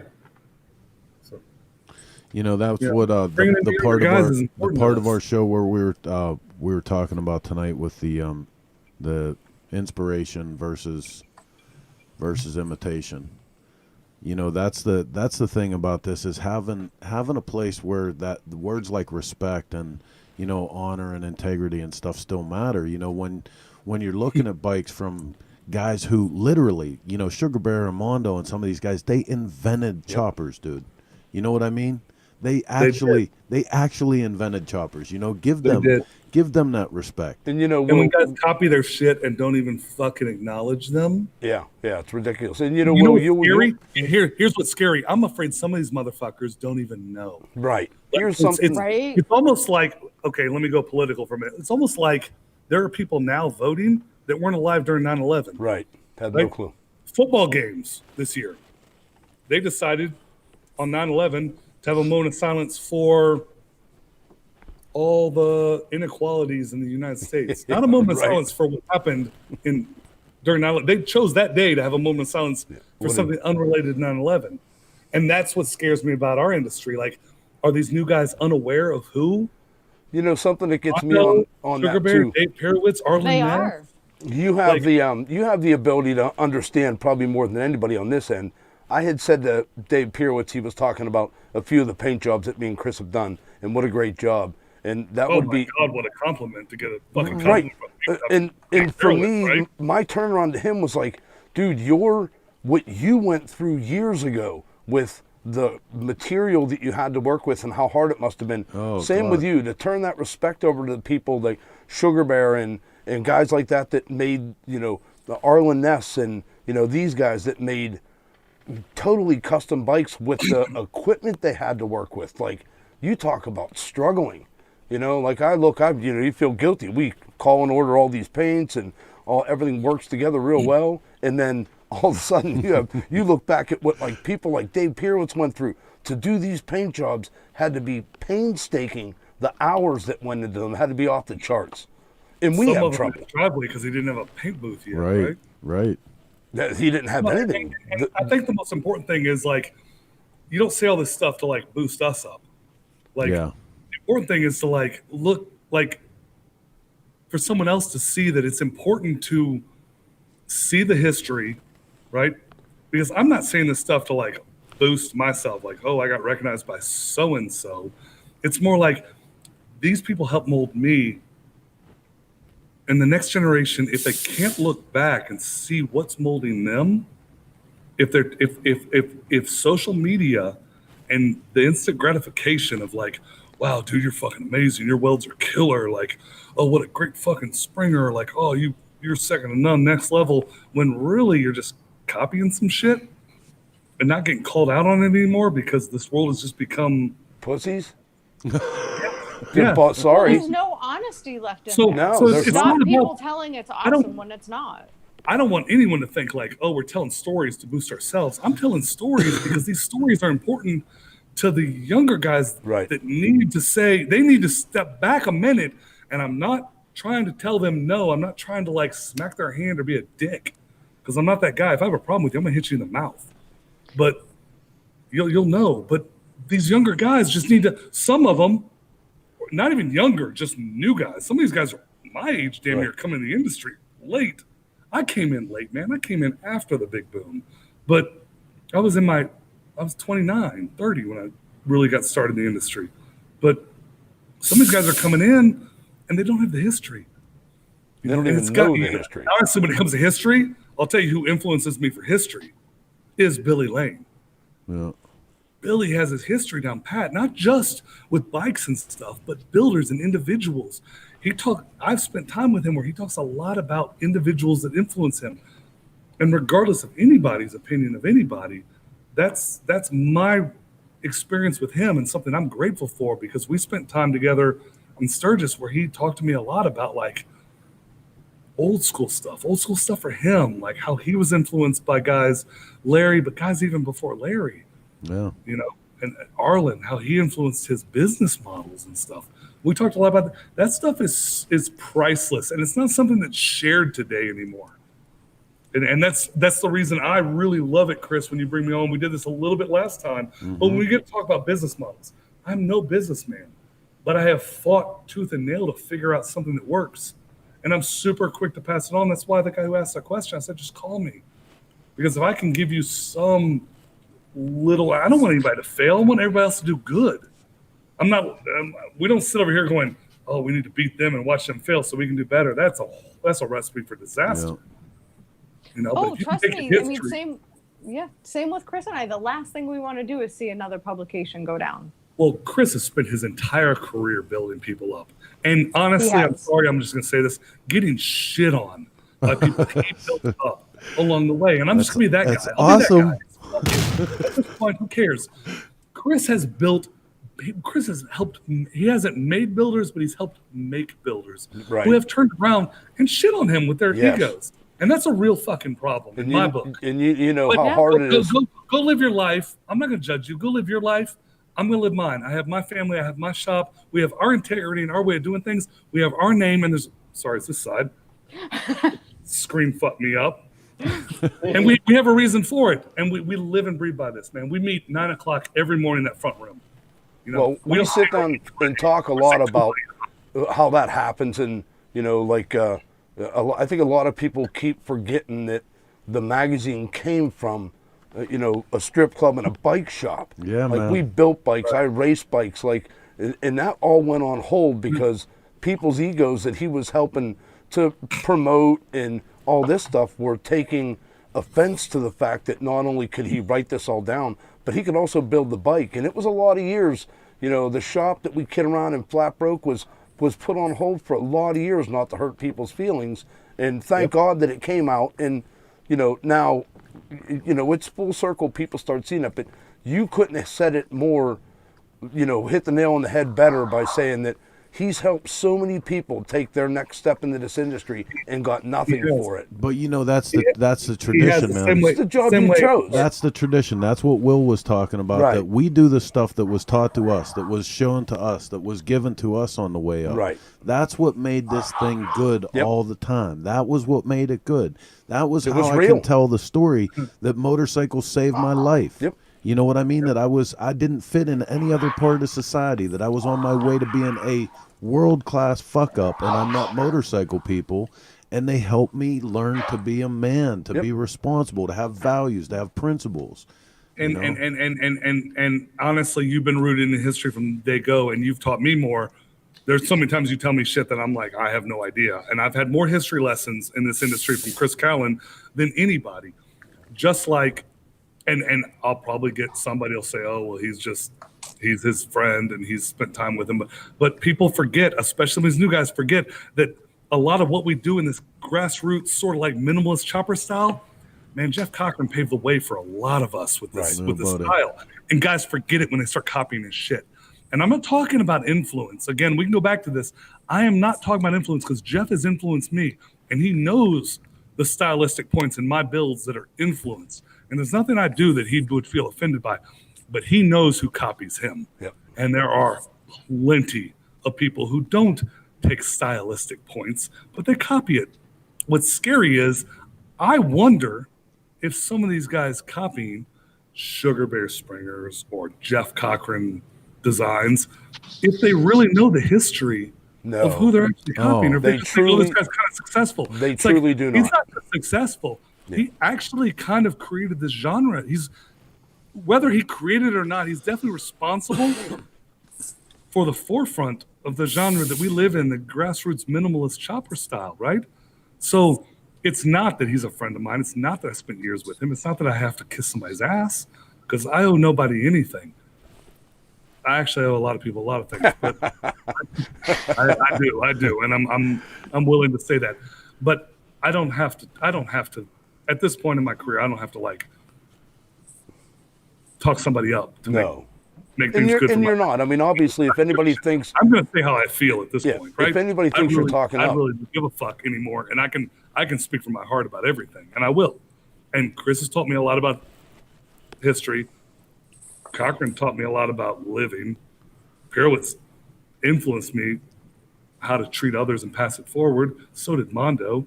Indirectly, the guy's only had like 3 or 4 interactions with me. He has no idea how much influenced me. Billy influenced me to just push the fucking rules, step outside, make it fucking radical, and still be fucking intellectual about it. The list goes on, right? Well, but in all reality, you're not talking him up, because the whole conversation is, integrity and respect. And, the funny part, you brought up Jeff a couple times. I've been, and I'm sure, everybody that's in this group has been with him, when somebody came up and was talking to him that was questionably, either copying or taking something. And he's so humble, and he's such a nice guy that he actually nicely finds a way to let them know where they stand. Yeah. And it's like so funny, because like I laugh. I can think of one in specifically that when it was all over, like I felt bad that Jeff didn't knock the guy out when he should have, and he was so nice to him, so it's sort of funny that if anybody thinks for 1 second we're talking up anybody, we're not. We respect everybody that's been a part of this industry and has fought for what they believe in. I saw somebody posted Ron Finch's name up there. Oh, of dude. course, Ron Finch. Ron Finch brought art into the whole mix. You know what I mean? On a whole nother level. Oh my God, yeah. You know what I mean? Like he took it, took it to the next level. So breaking every rule that I would live by in my world. Like, oh yeah. I have mad respect for that too. Yep, right? Randy from Cycle Showcase. I mean, look at some of the stuff Randy has done. Yeah. Paul Weidman, Pat Patterson. The list just goes on and on. That, I mean, and if God, please don't think I'm leaving anybody out, but yeah, like if anybody out there that's listening to any of this thinks for 1 second any of us are kissing an individual ass, it's not. It's the industry that we love, and it's what we do is what we love. Hey, this is another good question from Bruce Miller. With all these famous designers and their history, how are you making something new and different? Where is your focus? Wow, I love that question. You know why? I love that question because I was put in a position by you, Chris, to stand in front of Jesse James and ask him one question. And that was the same fucking question I asked Jesse. I swear to God. I'm sorry, we just watched that interview last week. Yeah. So let's just, since we're throwing me under the bus anyway, let's just tell it how it was. I was supposed to interview Jesse. At that point in time, I was such an introverted fucking weirdo that I froze up in front of the camera and I couldn't even ask him a question. I got scared to death. Right? All day, Chris was like, you're going to interview Jesse. And I was like, I couldn't even answer the question. So Jack shit saved my ass, grabs the microphone, starts talking to Jesse. He grabs me and says, hey, Will, what would you ask Jesse? And literally, my question for Jesse James, who was a huge influence on me, and when I talk about influences, Jesse's influence on me was always, because the thing that I regardless of anything in his history, life, fuck his personal life, I don't care about that. He sought craftsmanship. He sought skill sets, right? And he truly sought them at the highest level. So that influenced me so much to go apprentice with Faye and go find more people to learn from, find mentors, and then to mentor others myself. That all came from Jesse James. And I've only met him that one time. And that interview, I asked him that same fucking question. Where do you find, with all that you've done, where do you find influence now? And his answer at that time was bicycle builders in Europe, doing all these handmade bikes, which I totally got into, and actually it was bicycle builders where I found the information I needed and the science I needed to build a titanium chassis.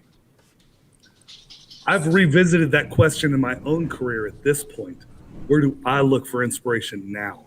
Because I do not look for inspiration in the motorcycle industry anymore at all. I don't look at people's builds much at all. It doesn't excite me. I look outside that. I look at very weird shit. I look at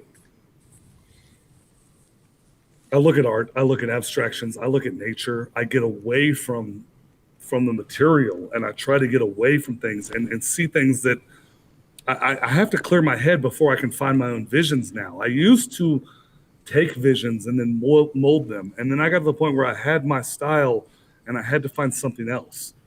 And I've stepped farther and farther away from directly viewing our industry, which doesn't mean that I don't respect, support, or love this industry. But when I view bikes now, I look at it and go, oh, that's cool. I look at all the cool stuff guys are doing. Christian Newman, I look at the stuff he's doing. He blows my fucking mind. Oh, dude's incredible.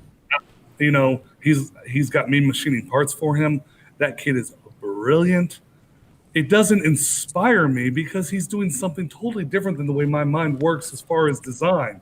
Now, I love working with him for machining because we're on the same plane. Like, we get to geek out and talk about tolerances.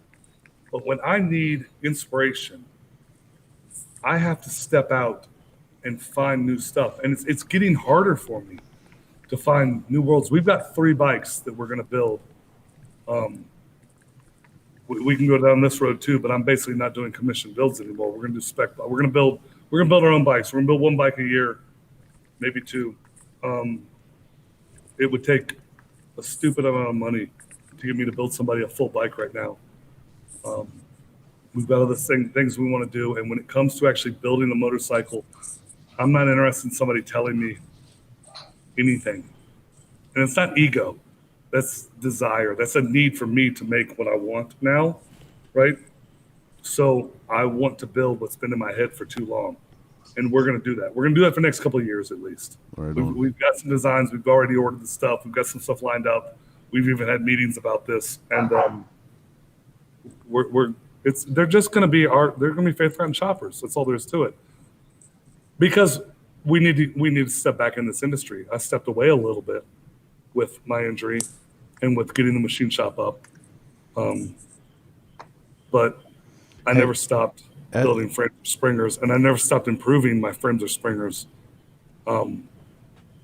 If we really want to get into any of that, like my springers are on a whole nother level now. We machine every single component, shoulder bolts, the nuts, every single piece is machined. Everything on that bike is 17-4 stainless steel. As far as fasteners, we have everything's heat treated, hardened. Like we took our springers to another level. I was already at a high level, and I've taken it to another level, and it's yet to truly be introduced to the industry. And you know, aside from our spring rates, which I spent years developing our own spring rates, not just buying Paco springs or DNA springs or whatever springs people buy, and Harley springs, whatever replica springs. I spent years developing the spring rate that I liked, but now we're developing a secondary spring rate because we've got so many guys throwing my springer on like Softails and Dynas. Well, that's a much heavier bike than the choppers I build and the way I designed them. So we're now going to be offering the springers with 2 separate spring rates. And if you followed my stuff, you've already seen that after I hit my head and I couldn't work, I started working on redoing all the frames and what we call the next level frame from Faith Fountain Choppers. So every single piece is fully machined. And by fully machined, you won't find a piece of scale. It's complete. Everything's decked. Every corner's radiused. Axle plates, transmission plates, motor mounts. Everything's relieved for paint. It's little details, and it puts us at a price point that people can run their mouth if they don't understand it, and that's fine. We have a lot of work, but we want to do something. I built frames for 11 years now. I want to do something just a little bit more, and I'm not reinventing the wheel. We're just taking a little farther, and the guys who really want that level are happy about that, and I'm excited to give it to them. But it all comes full circle. It all comes back to just us trying to stay humble, keep the doors open, work hard, work ethic, old school mentality, like, and trying to pass that forward to the younger guys that are in the shop. You know, and then we move forward with what our idea of getting involved with motorcycle shows might actually look like, which I've already had my introduction with you, Chris. Well, listen, and for 2 seconds before we get into that, because that's we're going to get back to the business of Faith Forgotten for a minute and expansion in a time of recession, which is brilliant. But I want a chance to answer a little bit with Bruce too about, you know, where does inspiration come from? Because one of Mark's things he used to say to me all the time was, you know, he's admittedly a car guy. Like Mark is through and through hot rod. Like the chops and rods part is me at the chops and Mark as the rods. And he used to say to me all the time that motorcycles are such a small canvas, you know, but some of the places where you get the best inspiration, like I look at everything from an artist perspective, and you know, when you really think about true artists, a true artist is somebody that can make art with no matter what you put in their hands. If it's a musical instrument, a torch, a metal shaping hammer, whatever, a piece of clay, they can make art with it, you know. So a lot of the times, like when I start a bike build, I come up with a name for the motorcycle. And from that point on, that motorcycle has to achieve that personality. It has to make you feel that way. Like when we did Bone Daddy was, you know, a voodoo skeleton. And that's what that's what we went after, you know. So everything that played into that had to go to that personality and make you feel that. Same thing like when we do a bike like Something Wicked This Way Comes. There's a story and a personality, and like the art of achieving that. You know, it's the same as when I put paint on a canvas or any of the other crazy shit that I do. You know, you build that thing up a little piece at a time, a little tweak here and there, and it is a small canvas, but there's amazing things that can happen in those little places. Ryan Gore, who was making comments on here just a minute ago, master of the tiny detail. Yeah, right. You know? Right. And that's where a lot of that comes from is, what can I do that the average person might go right past, but that one or two guys that's going to pick it out and say, wow, look at that right there, you know? You mentioned Ryan Gore. Let me just say one thing about him, because he does deserve more recognition than he gets. I met him at Artistry and Iron years ago, and I've watched his work and all that he's done. And that guy's actually done so much in this industry that people don't know about. He was so involved in this industry long before I was. Ryan is super humble for his fucking skill set. Yeah, like, right. Humble on a level that I aspire to still. Like, he is a quiet giant in his he's skill incredible. set and his building. And I love him as a person. And I have known him from the day he walked up to my bike and was praising my work, and I had no idea who he was, to the day I saw his work, to the day I wrote a feature about one of his motorcycles in Cycle Source, all the way till now, where every time I watch what he does, it's next level. Without, it makes me feel bad sometimes about promoting my stuff the way I do, because he does it so subtly, and he's so good, and he's so humble, and a humble giant's the best way to describe that guy. Like, yeah. I love him, respect him, and I think he could be an ambassador if he had a bigger voice, you know. Well, let's go back to the business. Like we were saying, you know, you've done a lot of things to expand on your business model and diversify through hard times. One of the latest things was you saw an opportunity to get more deeply involved with an event that you were already kind of part of in your hometown, and by that I mean the Kentucky Kickdown. This is your fault. wait a minute. Okay, Heather. This is 100%. That's Heather's line. Chris's fault, not mine, right? Yeah. No, not yours, sweetheart. Nope. I was Chris. gonna say, it's never my fault. It's always his fault. Why is it Chris's fault? Because it's always your fault. fault. I said, talk me out of this. You said, nope, I'm going to talk you into it. You absolutely. It's a celebration of the motorcycle culture. Craig's going to get involved in this conversation because Craig is going to be a huge part of this. Yep. Here. Hi, Craig Henry. Hey. Yeah. Thanks, Chris. That's cool. Okay, so the Kentucky Kickdown. Let's talk about Kentucky Kickdown. I've had my experiences with shows in general. I've had the shows I like and the shows that I very much dislike. I had the opportunity, pleasure, and honor of being involved with helping Chris kind of dial some of the details in on In Motion show in Galveston. It's his show, but I got a little bit of say in it, and my opinion mattered, and that was awesome. And that kind of started the bug for me a little bit. And Kentucky Kickdown was a show that started in Louisville, Kentucky, I think 7 years ago, by a good friend of ours, Scott Hablob. And Scott is a builder, working mostly with metric stuff, working with a group called not just Retro Wrench, but Kentucky Vintage Motor Works. Yes. Right, so Kentucky Vintage Motor Works, these guys are way into like Vincent's, Crockers, these cool old bikes, man, and BSAs, and it kind of trickles down to the Hondas and the metrics that are affordable. So going all the way back to Craig and I going out to bike nights to promote for our shop and our service shop, we have to hit the bike nights that are lucrative to us business-wise. So we go to the bike nights with a lot of Harley Davidsons, a lot of stock baggers and stock Dynas and stock Softails, and we get to go out there with our choppers, and it attracts a little bit of attention, and we get to talk to these guys, and then we get to encourage them to come to the shop, and we get to help them learn about their bikes and make better decisions and make their bikes faster, better, or whatever, instead of getting lied to by other places. But after those nights are over, there is one particular spot that we would go to in Louisville called Barrett Bar.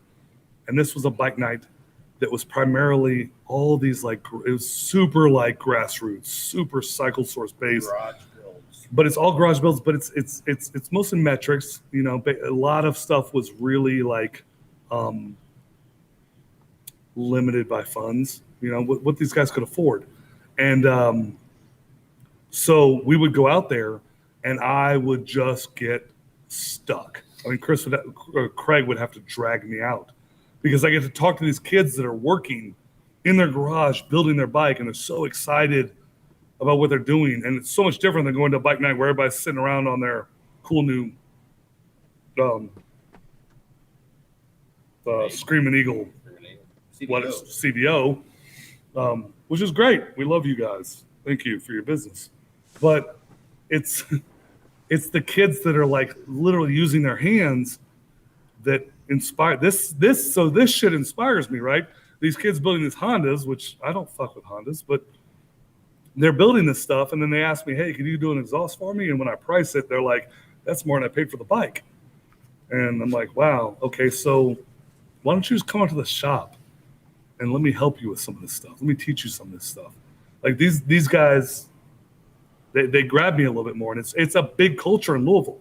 There's not a crazy custom Harley culture in Louisville. There's a crazy custom like culture, cafe, sort of just affordable. What guys can do, like guys really want to do what they want to do, real grassroots. I don't give a shit about the money. Like they're doing it with their hands. So we started getting involved with Kentucky Kickdown because it was based out of that bar, and they were doing it in that bar. And luckily, I was able to reach out to Chris and give them some national coverage, and they grew. They grew primarily because Scott busted his ass. Yeah, buddy. I like to think that we added a little bit to it. We definitely brought in a little bit of the chopper aspect, but I would never take away from Chris or from Scott's work. Scott has killed himself doing it. So Scott stepped away from building and decided to make a different career choice. And I think that the show probably had him at his edge, and he was talking about just letting it go, selling it, ending it. And to us, we'd gotten involved, like we were kind of sold on it. So we stepped in, had a few long dinner, after dinner drinks, whatever conversations with Scott, and we stepped in with him, and we are kind of taking the reins on the Kentucky Kickdown with no intention of changing his vision. It's very important to us that I could, with the resources I have through Cycle Source and whatnot, with you, Chris, I could start my own damn show and just probably do fine. That's not what I'm interested in. I'm interested in keeping this tradition in Kentucky where I grew up. Look, we're all the way back to respect, right? We're all the way back to integrity. It does. So I'm from Louisville, Kentucky, born and raised there. I'm across the river now in southern Indiana. Thank God I'm here right now with the pandemic bullshit, but I love Louisville, Kentucky. I'm born and raised there. That's where the Kentucky Kickdown is, and this is my backyard. So we want to step up and keep this going, and not just keep this going, make it bigger, make it better, but never lose sight of what it's all about. I don't want this to turn into like a big Harley rally that loses these metric cats, because I really love and respect what they're doing. Really love it. They're bringing Vince, man. They're bringing these fucking Vincents out there. Yeah. These guys come out of nowhere. You're like, whoa. Yeah, it was pretty $250 million motorcycle. Like, holy shit. So there's gold mines in this city, and we want to keep building this. So Scott grew this big enough at the bar parking lot that he moved it over to this spot down on the river called Turner's. It's a 3-day event on the river with camping, a pool, a bowling alley, a fucking bar, a huge layout, a stage, bands. It's the only thing limiting Scott. There you go. The only thing limiting Scott, and nothing limited him because he's amazing, but he maybe didn't have quite the reach that we have with resources and the nation, like the magazine, my relationship with you guys. So our hope, not our hope, but our goal, our absolute goal, our no-fail goal is to just keep this growing, but not let it lose the sense of itself. And Scott's going to stay involved as a consultant with us, because I never want him to feel like I've lost sense of what he was trying to do. I just want to make it bigger and better. I would love to have Grease and Gears stage down there. I would love to have, I want to make this a spot where builders can come with no vendor fees. If that means I have to eat some money, that's fine. I want builders there. I want this to be what I think a grassroots badass motor. I want this to be what I wish.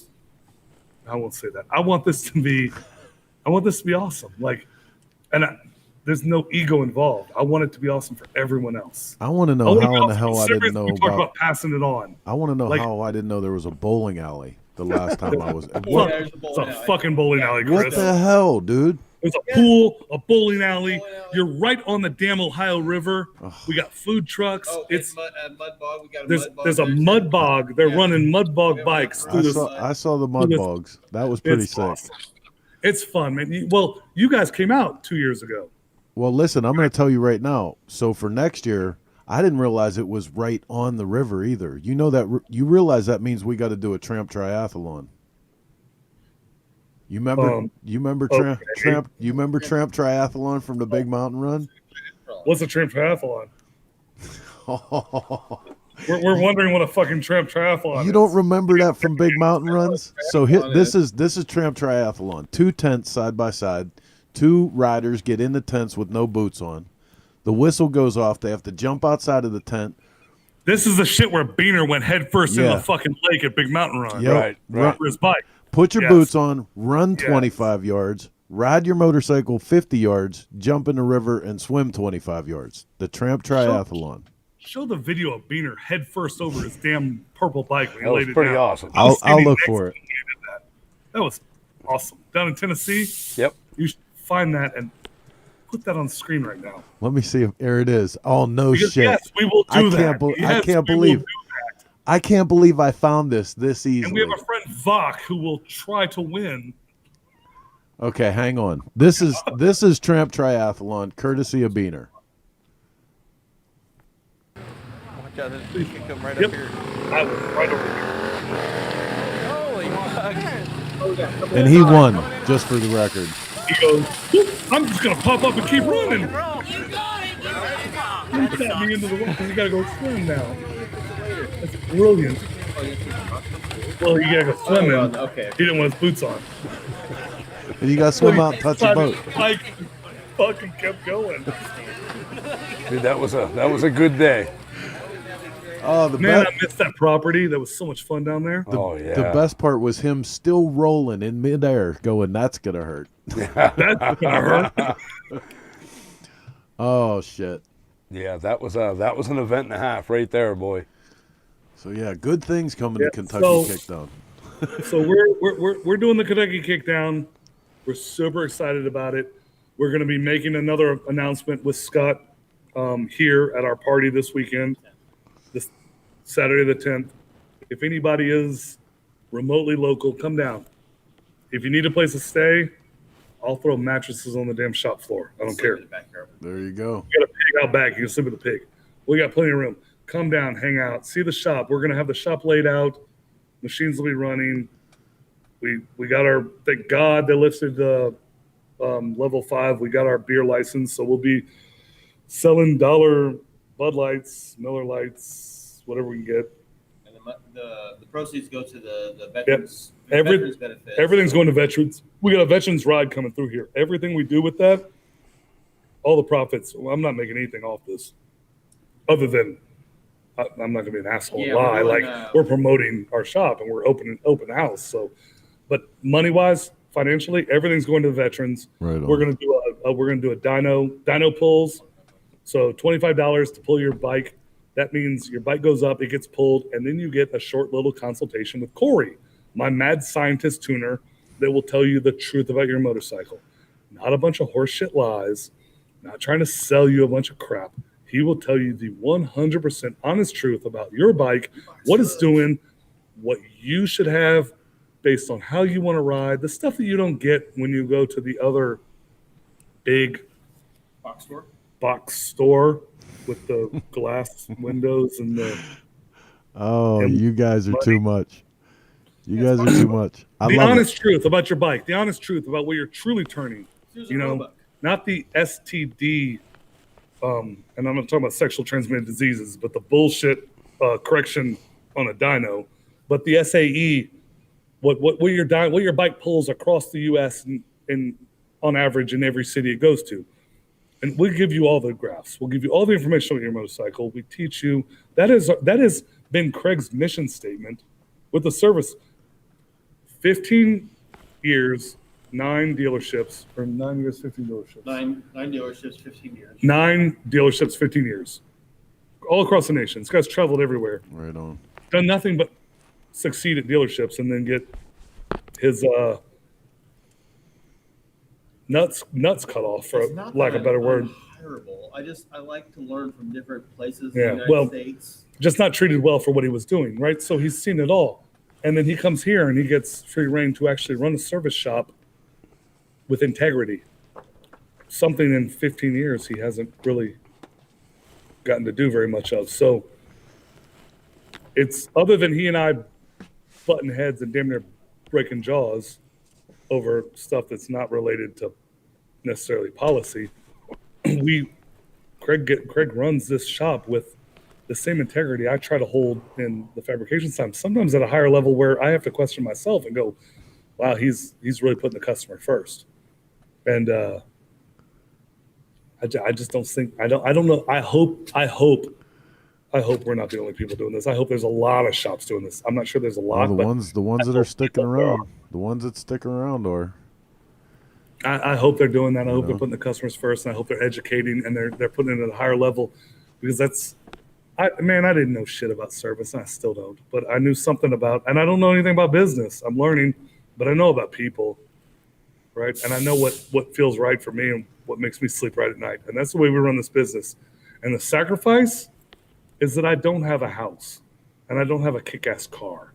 With all the money that I've made, it's all gone back in the shop. I live upstairs. Yeah. I don't have a shower up there. I have a little toilet and a sink and a small ass bedroom. I come down here and go back to the polishing room, which is the dirtiest shit in the shop, to go to a dirty ass shower that But you have I've a had shower. people turn down my shower. You have a shower. I was surprised they would turn down my shower. Oh shit. And that's the way I live, and I don't bitch. And I don't put that out there to be like, oh, this is what I'm doing. No, I love this shit because, you know why?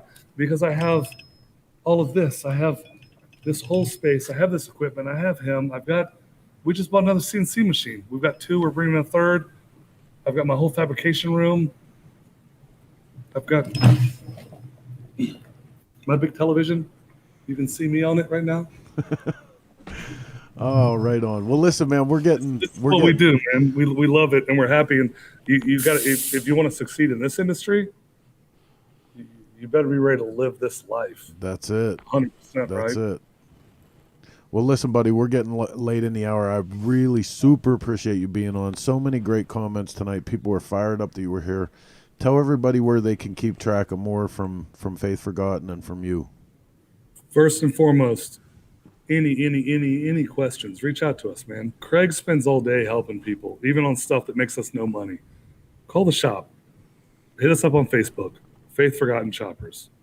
Hit us up on Instagram, Faith_Forgotten. I have my little personal page. You can find it through there if you're interested in the bullshit I'm doing. Craig's got his personal stuff. Just don't message him personally. It drives him nuts. And keep looking He's got a family and kids. I sit here all night alone, and then, Trying to play with Legos. Keep looking for info on that Kentucky Kickdown. I know we're going to be doing a lot more to help promote that with you. And come to the party this weekend. Let's have some fun because this coronavirus sucks.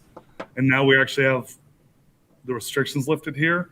So you can come to our shop and you can drink beer and you can hang out and quote unquote stay 6 feet apart. Oh, well, have a ruler. No, we won't have a fucking ruler. Machines will be running, shop's wide open. Our open houses have always been fun. And last year, my head was fucked up, and I didn't get to talk to people as much as I want. I love talking to everybody, seeing their bikes, talking to them, answering questions. Call us, hit us up. We love talking to you guys. I don't do all I do with the magazine without some reward, and that reward is other people succeeding. I want to see everyone else do well. The more you do well, the more the industry does well, the more I do well. It's self-serving, but it's unintentionally self-serving. So hit us up.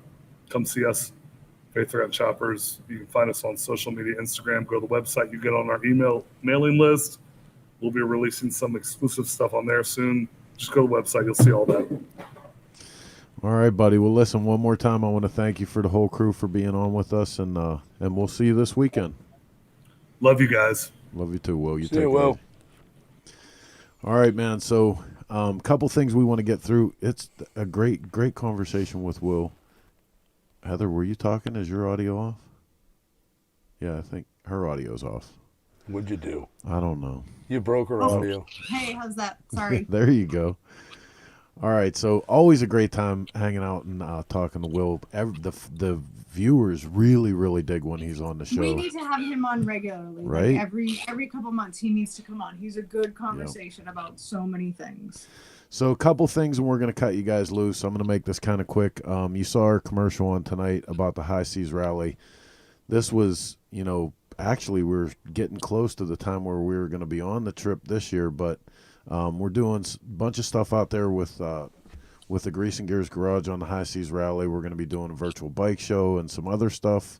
We'll be getting some more mini bike racing. Yes. But most presently, the next event you can see us at is Willie's Tropical Tattoo Chopper Time. We will be there October 15th, running down, doing a quick in and out to help Brother Willie out with the show. So make sure you get out and check us out. Still going to mention to you guys the Bill Dodge Recovery Fund. Bill was doing really good, but that's still, we still want to keep this fund up and keep a little prayer in our hearts for Bill, because he's still got a long way to go. So also heard just the other day from Rob Keller. A lot of you guys will know Rob from his writing in the magazine. He's a Hoka Hay rider.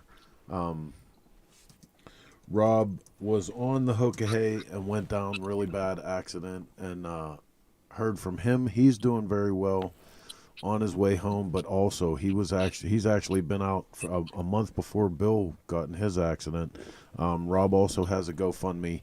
If you can spare a couple bucks to throw at him too, surely appreciate that. He's the sole provider for his family. But good to hear Rob's voice the other day, and he's doing good too, right, Mark? You got to talk to him. Yeah, I talked to him for a good while on Friday. Yeah, leaves gets released on Monday, and going to take his time coming home. But yeah, he's got a long road to recovery, but he's doing good. Yeah. So we appreciate you guys sticking around with us. Kind of a long show tonight, but sort of good because we weren't able to do a show last week, and we're getting caught up now. So back to our regular schedule. We have some killer stuff coming up, including next week we have Josh Allison coming on the show with some great stuff, and then in the week after or the one after that, Rhett Rotten is going to be on the show. So a lot of really cool stuff going on. Yeah, we've got some cool stuff. We want to know who you want to see too. Give us your suggestions. We're working on getting Burt Baker lined up. Everybody likes to talk to Burt. He's a great conversation. So we need you guys to tell us who you want to see on the show. Yep. And I want to know about some cool bike parties. Like I said, if Chris and I are going to hit the road, we need to know where to go. Yeah, buddy. Or actually give us a reason to hit the road. Yep. You tell us where to go, maybe we'll put it on a stop. Hey, I just want to mention real quick. I see Lisa Ballard's name up on the chat box. Chop Cult. Thank you so much for being here. Chop Cult is one of our big supporters. Lisa and everybody at Chop Cult helping us keep these shows going out on the air. If you don't know, we do a few other of these shows that you might be interested in. On Tuesday nights, we do a thing called Coast to Coast. Chris Simmons and Michael Lichter are the hosts for that. And they do killer stuff about history and music and women and motorcycling.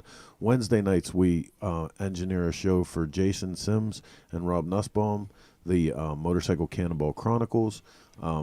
We also have a few other shows that, come in and out, like the Sunday morning Cyber Swap and Thursday night Bike Nights. You can look for that stuff and more at cyclesource.com.